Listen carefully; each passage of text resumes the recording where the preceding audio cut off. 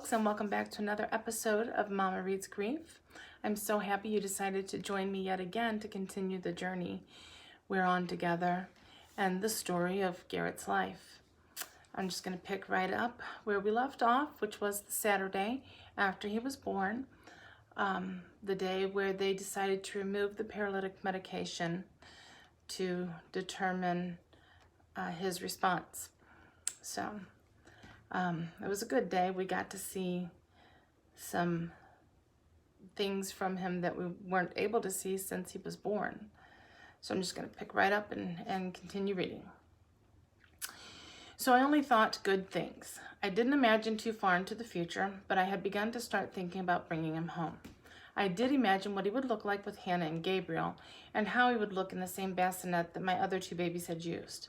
I know I did think about those things. It was too hard not to, when I wanted so desperately for him to come home with us all. So many people came up to see Garrett and spend time with him. It was so wonderful to sit in the parents' lounge and visit and laugh and feel some relief. I love thinking about how happy I felt with Garrett's turnaround. That day is a beautiful day in my memory. We even gave Garrett a nickname. Nicknames are a thing with me. All my kids have one that only I call them. So I knew that I would eventually dub my Garrett as well with my own form of endearment. However, it was not I who gave him a special name. We were around his bed, my mom, Carolyn, and I. We were talking, crying, smiling, just rejoicing in general when Carolyn began to sing the song High Hopes.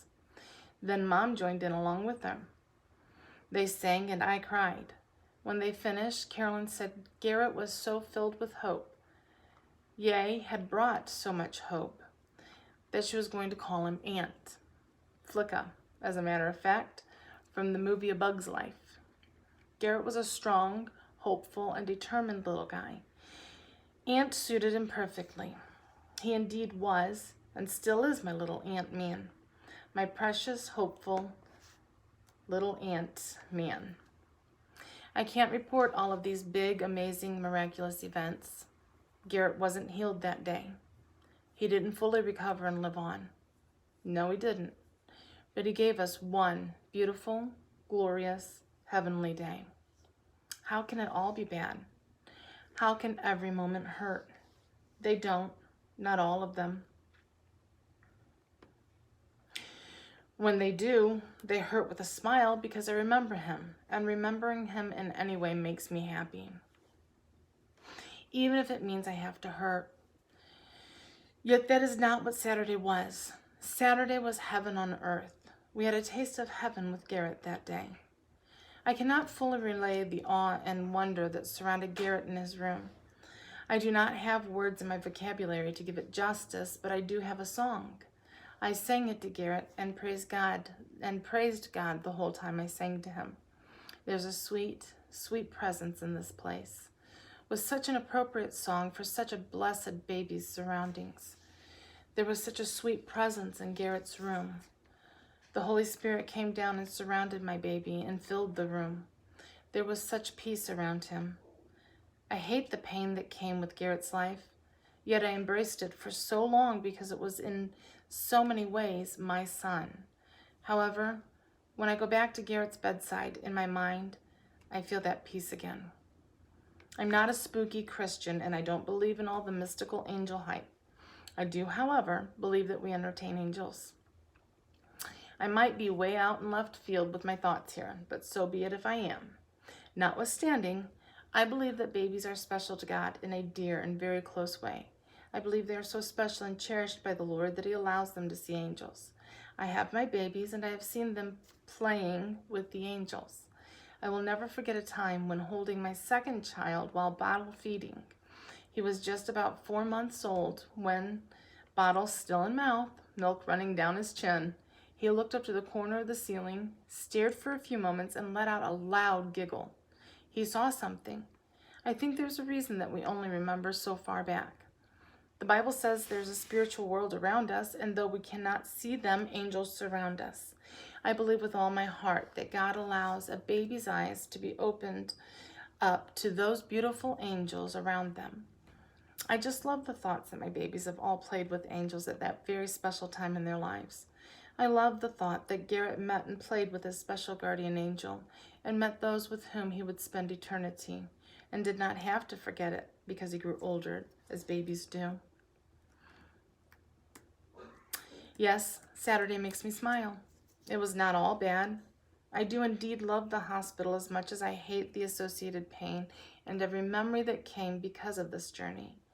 Yes, Saturday was such a good day, as close to perfect as any day thus far. As Saturday drew to a close and the family trickled out, we were left in the family lounge, just me, Mom, Carolyn, and Jessie. I had asked Mike to go home to be with Hannah and Gabriel. He had left around 6:30 p.m. or 7 p.m. I decided it was time for me to visit the website that Jessie had set up. I sat in the parent lounge laughing and feeling very lighthearted, albeit tired. Mom decided to go tell Garrett good night for the evening and spend just a few more minutes with him. Carolyn said she would go a little later, so Mom went ahead on her own.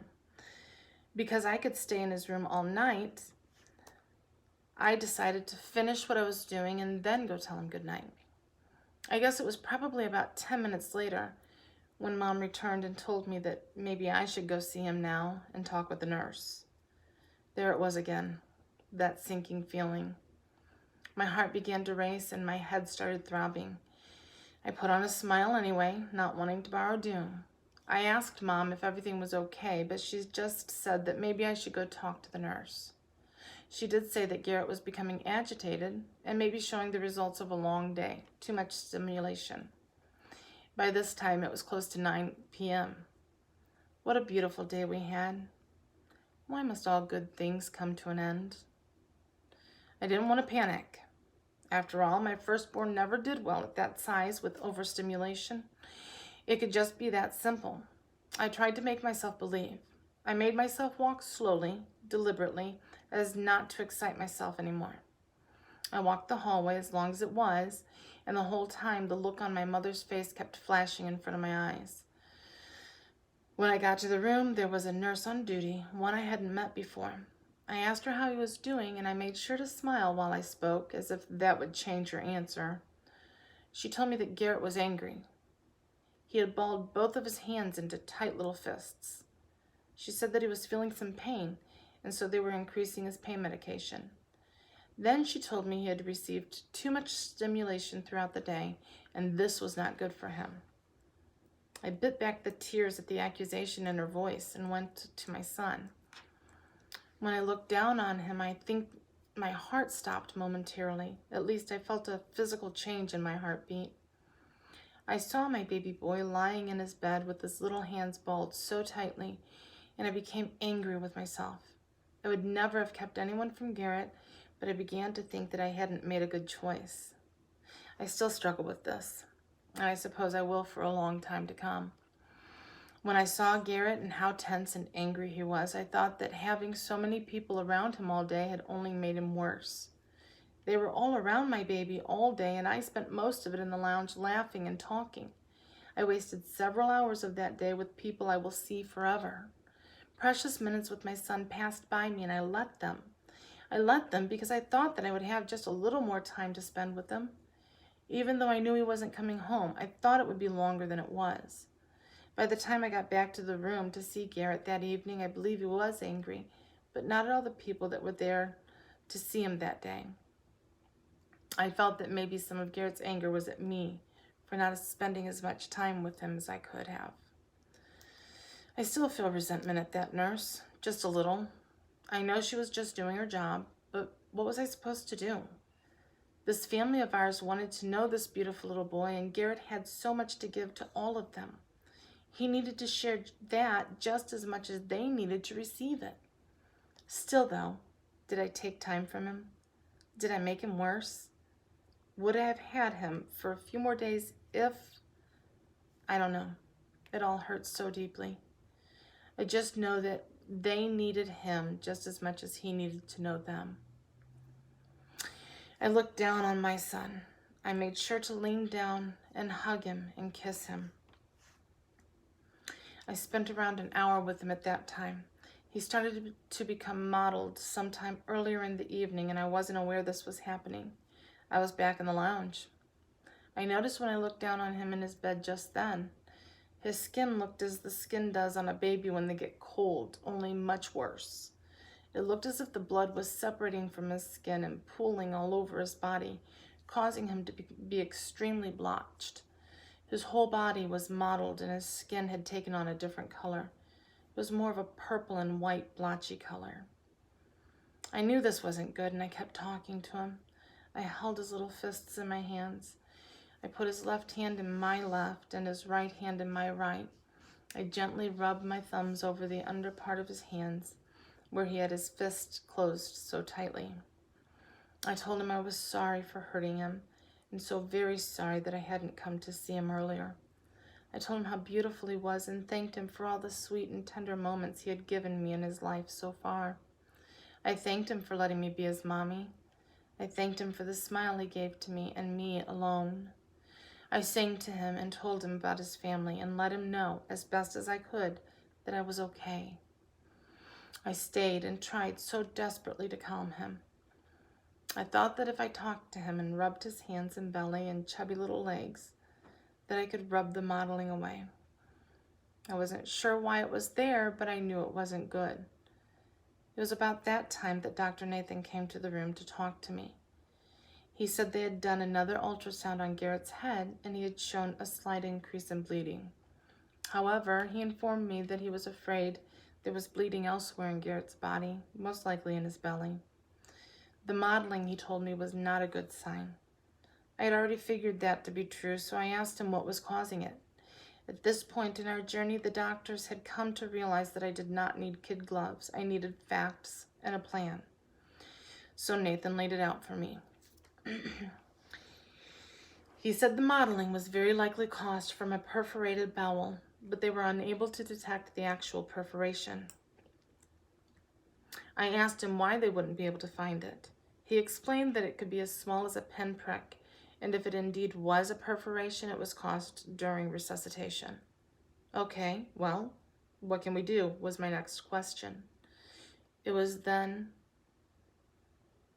that Dr. Nathan looked at me and simply said nothing. If Garrett had sustained a perforation in his bowel, it would lead to death. There was no good way to know if it was a perforation. They would do another ultrasound in the morning to see if the bleeding in his abdomen had increased. He would know for certain of the bowel perforation at that point. We would just have to wait until morning. So that was that. I was given a timeline, and I knew that I had maybe one, or if truly blessed, a few more days with Garrett. I knew I had to have them alone. I had to spend that time with my son and my husband. I would call for Mike first thing in the morning and let him know. There wasn't any point in worrying him all night when he couldn't get there anyway. I thought one more day at least. I knew I would be dealing with the cold reality on Monday at any rate. I spent a little longer with Garrett and then decided I needed to go tell Mom and Carolyn. I headed back to the lounge to report this latest blow. All the while I walked that long, long hallway, I dreaded bringing the inevitable pain that came with this news. I did not want to bring disappointment to my mom and my sister. We had already been awash in sorrow for so long, and this day was so glorious. I did not want it to end, for them or me, and most definitely not for Garrett. Even though I had been faced with the finality of it all, Dr. Nathan did not say it was over right then, and so hope held out. When I had gotten back to the lounge, Jesse had left and Mom had filled Carolyn in on what she already knew from seeing him. They weren't shocked when I told them of the perforation. I don't remember either one of them registering much emotion at all. Mom has a long history in the nursing field, so she knew the signs when she saw them. Suddenly, and with great urgency, I had a need to be alone with my baby. I needed to have him all to myself. When I think back, I question whether I was too selfish or not. I just needed to be alone with Garrett. I asked Mom and Carolyn if they would mind going home in the morning. I felt terrible asking them to leave because I didn't want them to feel pushed out. I don't think they felt that way because they both instantly offered to leave right then. Oh, my little lammy guy fell down. I think he's trying to jump on my lap.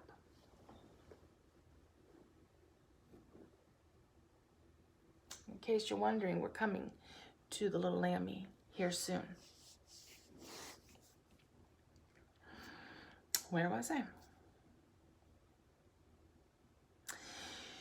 I felt terrible for asking them to leave because I didn't want them to feel pushed out. I don't think they felt that way because they both instantly offered to leave right then. It was 11 p.m. and I felt bad for asking them to leave so late, but I needed to be alone. Yes, I did want them to go then, as I needed to put things in order. They were more than happy to do whatever I needed from them. How can any two people give so selflessly? They thought only of me in the course of those 4 days. Whatever I needed, whatever they could do for Mike and the kids, they didn't hesitate. Family is so utterly important, and I praise God I have the family I have. I am truly blessed.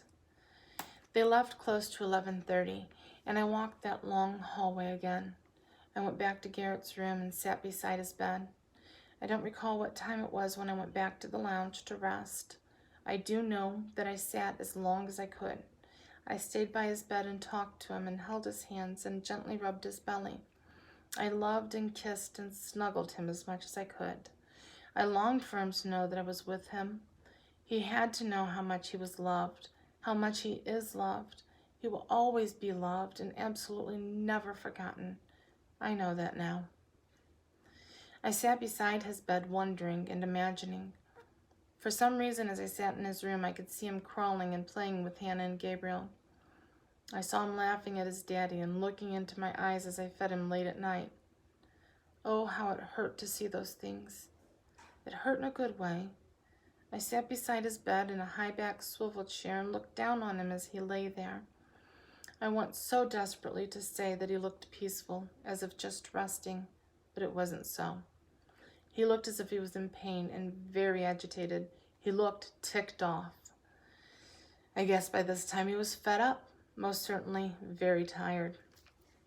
After all, could any one of us have endured the things that Garrett went through and have even one day left in us to give to anyone else?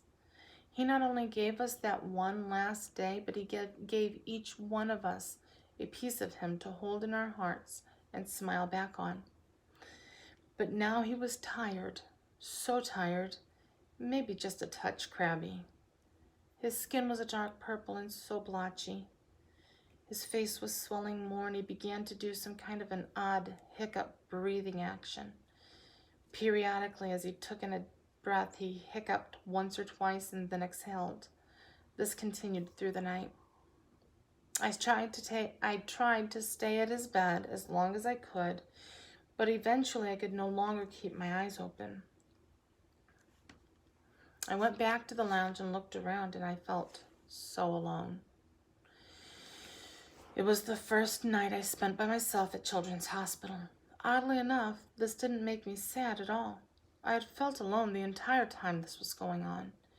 Being alone didn't scare me or sadden me. Actually, I was relieved. I could feel the despair coming on, and I didn't want to share that with anyone. I felt it, like watching a car approach from a long distance.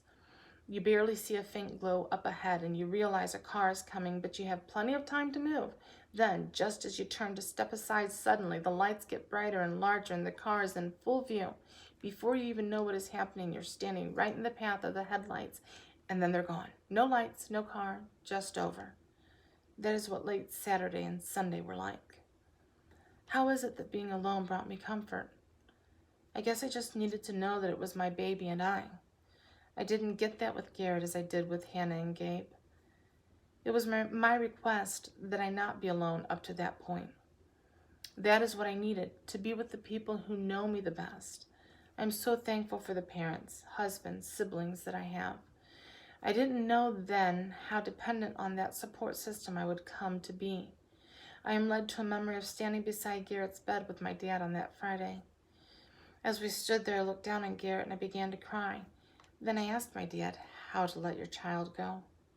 He held me and let me cry, and though I am not certain of it, I thought I saw tears in his eyes when I looked up. My father is the backbone of our system, the support and strength for us all, and the first example of leadership and stability as head of our family. My dad has a saying, "Let Dad handle it. Dad has big shoulders." Thank you, God, for my dad. How do I find words to go on? I know that I was exhausted when I went back to the lounge. I wanted to stay all night in Garrett's room, but there was no bed in there. I was so exhausted that I just had to close my eyes for a while. So I figured that I would go back to the lounge and just sleep for a bit. Then, when I later awoke, I would stay up and go back to Garrett. I went back to the lounge, quietly retrieved my toiletries, and made myself ready for bed. The whole while I was kicking myself for sending Mike home. I wanted him there with me. I knew that I had done the right thing by sending him home. We both believed we had a little longer with Garrett still yet. I slept that night, or rather early that morning, surprisingly heavy. As it had gone the previous 3 nights, I was up very late, and when I finally did get to sleep and didn't wake until after. As it had gone the previous 3 nights, I was up very late, and when I finally did get to sleep, I didn't wake again until after 8 a.m. those mornings. The PICU closed the floor from 7:30 to 10:30 a.m. every day. We, the parents, were allowed to come and go at any time, day or night, except for this time period. If you were already on the floor, you could stay, but if you weren't on the floor yet, you had to wait for it to reopen. Praise God that I woke when I did that Sunday morning. It was shortly after 7 a.m., and I was going to shower and get ready for the day when I heard another mother talking on her cell phone. I wasn't aware that at that time that the unit was still open, and she was saying that if she didn't get back in, she wouldn't be allowed in again until after 10 a.m. When I realized that, I changed my mind about getting ready. The day before, when everything seemed to be looking up, I took the liberty to sit and rest.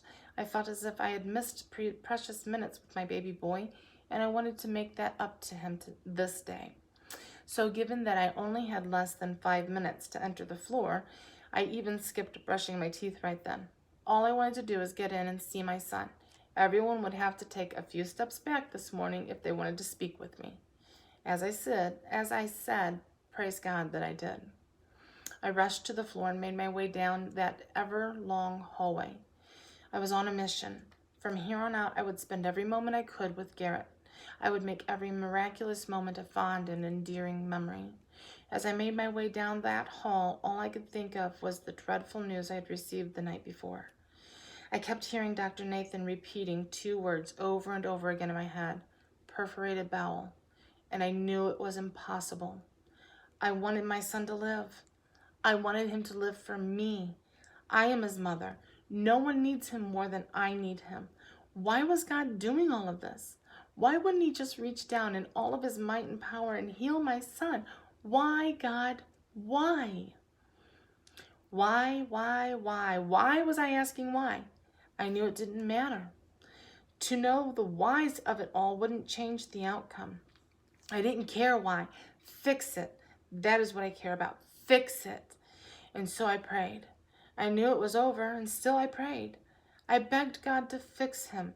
I didn't have to have him perfect. I would even take brain damage if it meant that I would be able to hold and bathe and change and feed and smell. Yes, I would take him, keep him any way I could. How selfish I am. All I wanted was to take my son home, to take him home, to keep him with me, and not just in my heart. That was my longing. It is still my longing. I longed for him every day. I yearn and ache for my void to be filled. I want so desperately just to hold him one more time. And if I was given the opportunity to do it all over again, I would. I wouldn't even hesitate. I would begin February 6th, 2007 all over again. If I could relive just those 4 days in the hospital, I would relive them repeatedly until I no longer could. I'd do anything for the glory of having my son back, for you see, that Sunday morning was to be the last day I would ever have to wish my son a good morning. It was to be the last opportunity for me to see him first thing in the day. I praise God 1,000,000 times over for waking me earlier than usual that morning. If he hadn't, I would have missed just that much more with my son, and it was the last of it all to be had. As I entered Garrett's room to tell him good morning, I saw Bert working around him. Dr. Jennifer, who was on duty that weekend, came in to see me first thing. She asked if Mike was there, and I told her he wasn't, so she began to explain to me what was going on. Bert stopped what he was doing and walked over to stand next to me as Dr. Jennifer began to talk. She told me that they were checking him early in the morning hours, doing the normal observations when she noticed what they had been watching for all along. Garrett's right eye had become dilated. His eye was dilated? I knew that meant something bad. Why couldn't I think of it?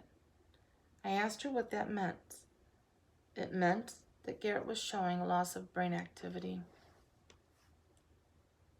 His right eye had dilated, and it was just a matter of time before the left eye followed after. My God in heaven, she was standing before me, looking me in the face and telling me that my son was dying right beside me. I panicked. I was stricken with fear. I dropped my head into my hands and began to cry. I know I whimpered and then groaned, and I thought about dropping to the floor in absolute defeat. Death was winning, and I was standing in the room with my baby, not knowing how long I actually had. Just hours, an hour, minutes? I was horrified. I wanted to scream and throw things, maybe even hit someone or something. I felt Bert's hand on my shoulder, and I think he might have said something to comfort me. Somehow it brought me back. Hearing his voice and feeling his hand brought me back to the reality, and then I remembered my plan. Instantly it became clear what I must do. I had a plan, and come hell or high water, there wasn't a person big enough or strong enough to stand in my way. Instead of giving in to my fear and panic, I ran my fingers through my hair, straightened to my full height, looked the doctor in the face, and taking a deep breath, said, "What do we do now?" I had a plan. I wanted to know what they had to do so I could know what course I could take with my plan. As I stood before her, Dr. Jennifer realized that I needed the truth. She began to explain everything that was happening with Garrett at that point. They had increased the pain medication just to be safe. They didn't want him to experience any pain. She told me that late in the previous night she detected an enlarging in his right pupil, and upon checking him that morning, had confirmed that his pupil had dilated and fixed. We were facing the option of leaving him on all of the machinery, if we so chose, and letting him lose all functionality over time, or we could begin taking him off ECMO. Could I have my time with him? That is all that I cared about. I wanted my time to be a mommy to my baby. I wanted my time to hug him and kiss him and cuddle him. I wanted to change his diaper, wash him, clothe him, and more, but I knew it wasn't possible to do all of that. If we took him off ECMO, would I have my time, and could I implement my plan? Absolutely, she assured me. She would give me all the time I needed with him. My mind went into action. The first thing I needed to do was call Mike. But if I left the floor, they would lock me out and I wouldn't be able to get back in. Bert assured me that I would be able to leave and re-enter at any point that I needed to. Okay, so this was it. I had to go call Mike, and then I had to make myself as beautiful as I could for my baby boy, my precious, blessed son. I all but ran back to the parents' lounge and called Mike. I told him to take the kids to my mom's and get up there as soon as possible. He didn't have time to mess with anything, so he had to just put the kids in the car and let Mom deal with everything else. I briefly repeated what I had been told about Garrett's eyes and told Mike that they were going to be taking him off ECMO. I wasn't sure of how long this was going to take, and I didn't want Mike to miss anything. He understood and left as soon as we hung up. I grabbed the best top I had with me, my toiletries and makeup, and went to the bathroom. All the while I talked to myself. Like a bona fide maniac, I talked out loud to myself and God. I kept telling myself that I had a plan. Thank God I had a plan. I was of sound enough mind to know that if I hadn't already formed a plan in my mind, I would not know what to do at that moment. As it was, in that moment, I did know what to do. I had to make myself look pretty, because I was getting pictures of my beautiful baby. I brushed my teeth, finger fixed my hair, and put on my makeup. I went back to my locker, threw my stuff in, grabbed my camera, and in 10 to 12 minutes after I spoke with Mike, I was making my way back down the hall to my son's bedside. I rushed to get back to my son. I didn't know if he would open his eyes. I yearned for him to, and just in case he did, I wanted him to see me pretty and fresh. I was almost certain that I wouldn't see his eyes, but just in case, I wanted to be prepared. I was going to be with him every moment he had left. I wanted the last thing he heard to be my voice and his daddy's. I knew I wasn't going to be able to keep him with me, but I was not going to go through the rest of my life saying, God took my son.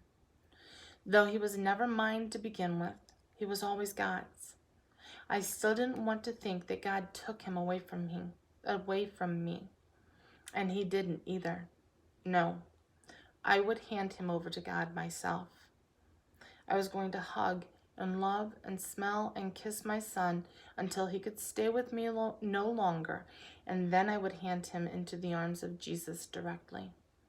I would give Garrett to God physically, just as I give each of my other children to God spiritually.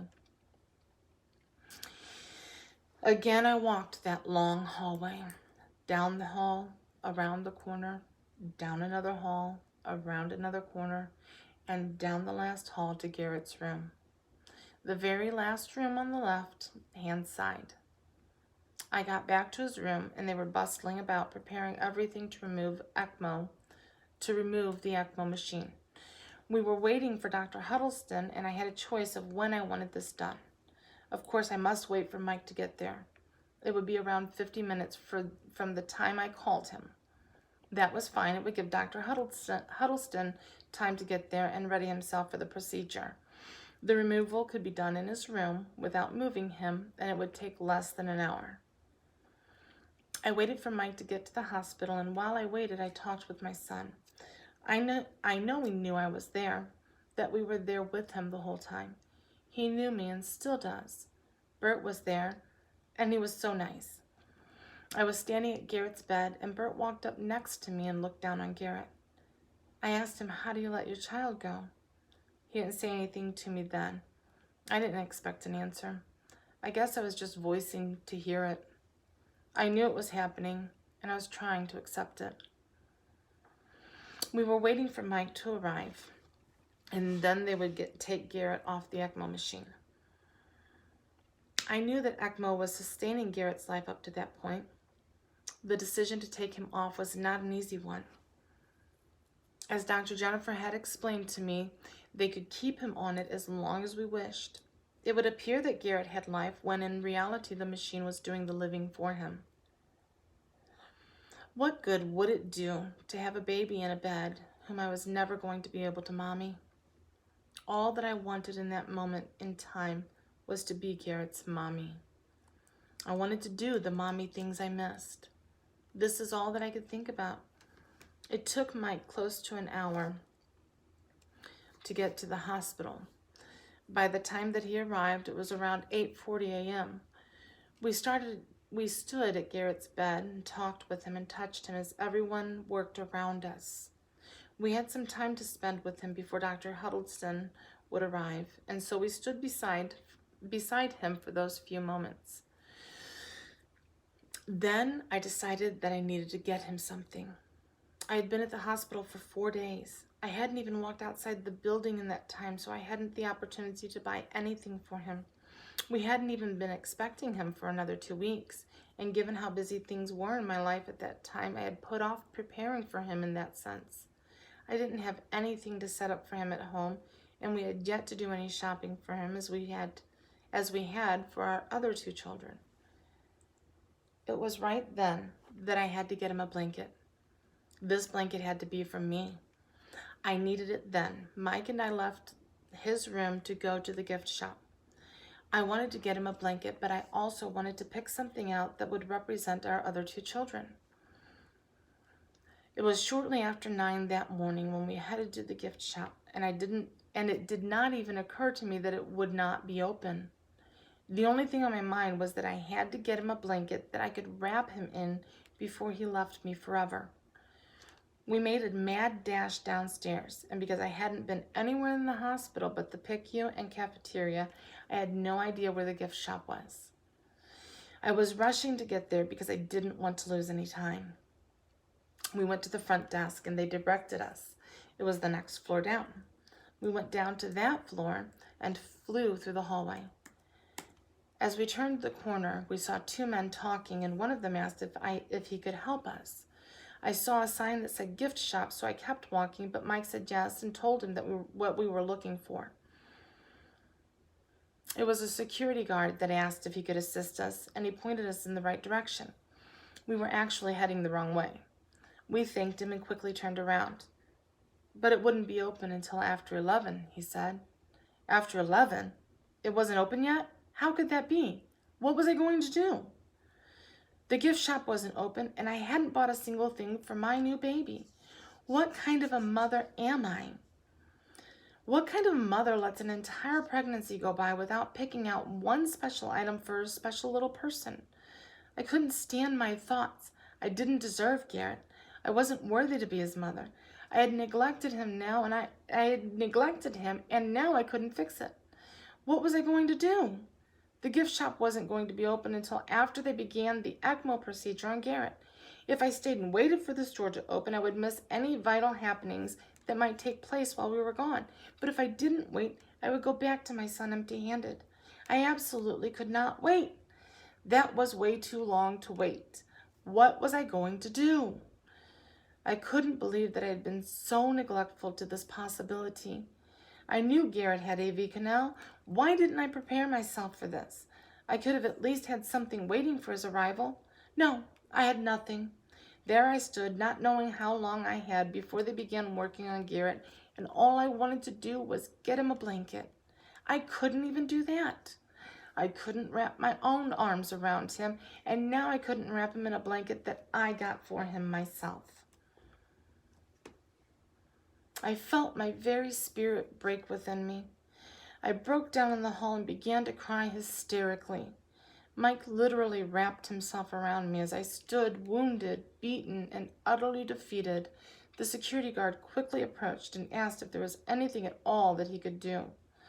All I could say is, I just wanted to buy him a blanket. Mike explained to the gentleman that our son was about to be removed from life support, and we didn't know how long we had left with him. He told the guard that all I wanted to do was get him a blanket. The security guard directed us to some chairs and asked for us to wait for him to return. This dear, sweet, kind man came back with the assistant administrator of Children's Hospital St. Louis. She gave him the okay to open the gift shop right then so that we could get whatever we needed. The tears began again. I was so unbelievably grateful. I had so many miracles of a vast sort in the time that we were there.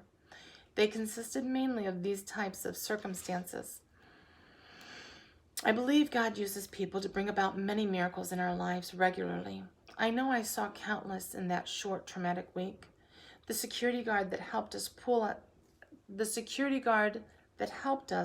out his keys to unlock the door so that we could enter. He began to finger through the keys and try each one. He tried each key on his ring, and each key he tried didn't work. I wasn't really aware of what he was doing other than he was trying to open the door. However, after trying so many keys, he looked up at the administrative assistant and told her that he did not have the right key.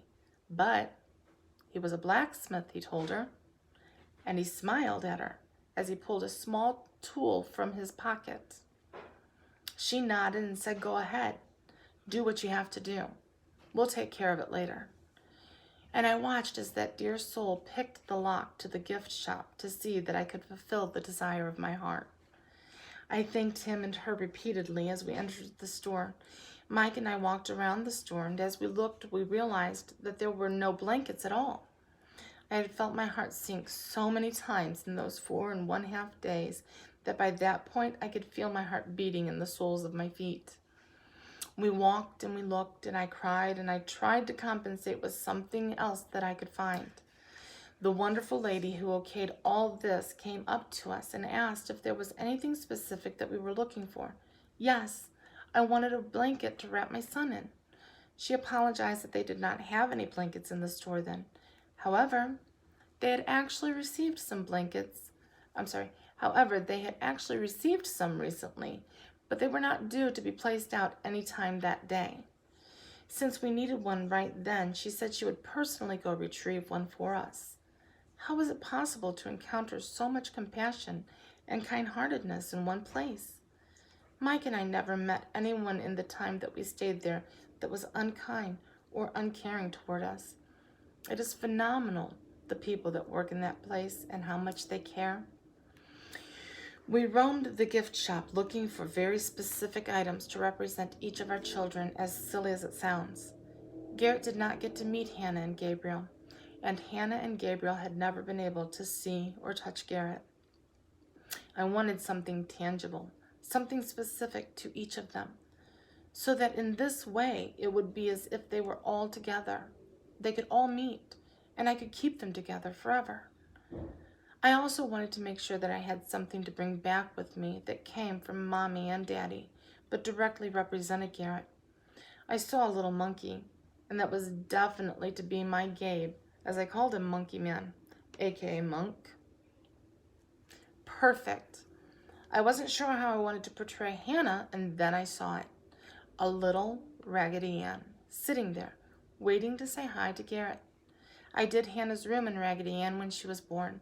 For 2 years, I went Raggedy Ann crazy over Hannah. I couldn't find anything any better. I took comfort in knowing that he would know them, but I still needed something of him.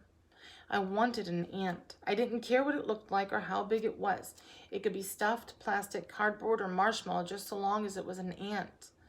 I walked and looked and walked and looked, but couldn't find anything. Mike kept trying to help. He would pick something up and try to make a connection. They were all good attempts, but it didn't move my heart. Nothing did, until I saw that precious little lamb sitting on top of the shelf. I walked around a corner and looked up and saw the big black eyes of this beautiful stuffed lamb watching me. They moved with me, and I quickly grabbed him up and hugged him to my chest. "This is it," I told Mike. He smiled and said, "Yes, that was definitely the one." His precious little eyes were alive, and they watched and loved us as only Garrett could. We finished looking for our special items, and the kind lady came back in to us. Unfortunately, these wonderful two people were present for just less than an hour of our journey over those days, and so I neglected to learn their names. Even so, I shall never forget what they did for me. When I thought I was not going to be able to get a blanket, I felt that last bit of hope left draining from me. I needed to hold on to that for what lay ahead. These two beautiful people made this possible. This dear lady came back into the store with 2 blankets, same design but different colors draped over her arm. We picked the blue and yellow plaid fleece blanket to take back with us to Garrett. How remarkable that she would go to all the trouble to find a blanket at all. Yet she didn't just grab one blanket, but rather, not knowing that Garrett was in fact a boy, she brought back one of each color. Now I had everything that I needed to take back with me to my son. We went to the counter to pay. The security guard proceeded to bring forth a pocket-sized spiral and write down all the items that we had chosen. I assumed that since we had entered the store before opening, the guard was unable to activate the cash register. So we waited for him to add down the items and tell us how much we owed. Instead, he waved his hand at us. He asked if we would allow him to do this for us. He said that it would be a great honor and give him deep pleasure to be able to bring something to our son. I was beyond speechless. A simple thank you was not sufficient enough, but that is all I had. Both Mike and I, with tears in our eyes, thanked him profusely and took our babies on our way. That blessed lady who authorized the shop to be open and brought the blanket to me accompanied us back up to the PICU. We knew that we could not go in to see Garrett yet because he was not out from from the ECMO removal process, so she went back to the room to see if she could find anything out. She came back to tell us that they were still in the process. We thanked her again, and she let us know that she would be more than willing to assist us with anything else if she could. And so we waited. We waited for someone to come back to let us know when we could go to see Garrett. All right. Thank you again for joining me on this journey, and I hope that you will be blessed or uplifted, or wherever this takes your heart. I hope it does so in a positive way for you. So we've come to the end of our story today, but not the end of our journey. Until next time, keep your heads up and stay inspired.